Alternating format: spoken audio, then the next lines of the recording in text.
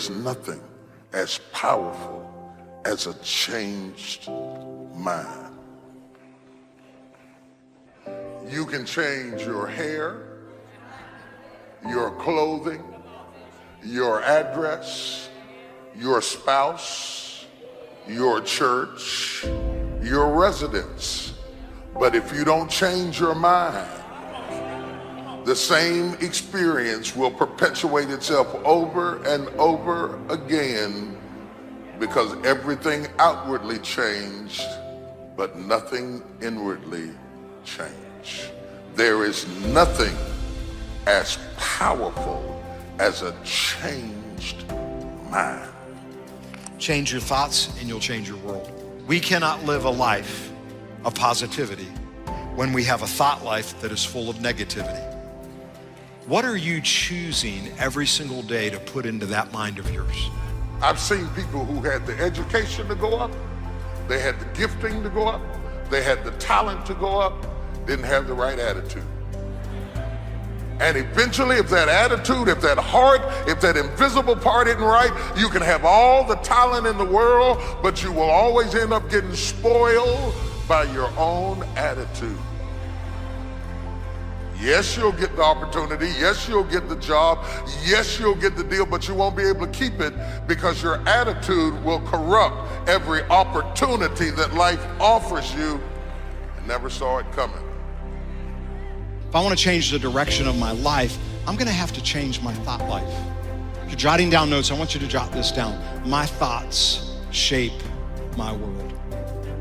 If you don't like where you're at today, consider changing your thoughts and watch how that will change the direction of your life. Maybe the reason why you're at where you're at today is because your thought life is not where God wants your thought life to be. The battleground between God and the enemy, between right and wrong, between success and struggle, between destiny or that which is derogatory, is fighting for your mind. Because in your mind are your default settings. As a man thinketh in his heart, so is he.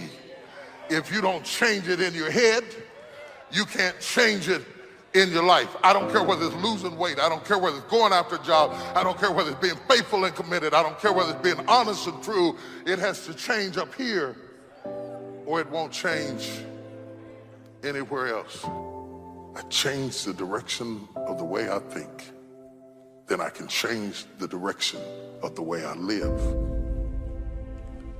But Romans chapter 8, verse 6, this is New King James, it says this: for to be carnally minded is death.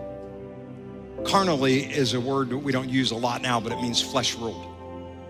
To be flesh ruled, in the Greek it says it this way: to be flesh ruled produces death. It's talking about your mind and your thoughts. If you think thoughts of death, you produce death in your life. Not death physically, per se, but if all you do is ever think about how bad your marriage is and how you hate the person you're married to, that kind of stuff, you're gonna produce death in your marriage. If all you're ever doing is thinking about how you hate your job, you'll produce death at your job. You might get fired and you don't even know why. What we put into our mind is vital. Paul says, to be carnally minded is death, produces death, but to be spiritually minded produces life and peace. I believe God wants you to have life and peace. I believe God wants you to have peace in your mind. And the only way that happens is I'm gonna grab onto what God says and put his thoughts in there. Because you know, in Luke chapter 6, Jesus tells us that our thoughts that we speak come out of our heart, and whatever your heart is full of, that's what's gonna come out. Watch what he says: a good man or woman brings good things out of the good stored up in his heart. An evil man brings evil things out of the evil stored up in his heart. Watch this: for the mouth speaks what the heart is full of. I wanna say that again. For the mouth speaks what the heart is full of. Our attitude is an outward display of what's taking place in our heart. Let me say that again. Our attitude is an outward display of what's taking place in our heart. And that's why we need to guard our heart. Proverbs chapter 4, verse number 23 says, guard your heart above all else. Because your heart's more important than your possessions. Your heart's more important than anything, and here's why. For it determines the course of your life. Let me say this another way. Guard your heart above all else, for it determines your attitude. Now, why would I say that? I say that because our attitude is an outward display of what's taking place in our heart.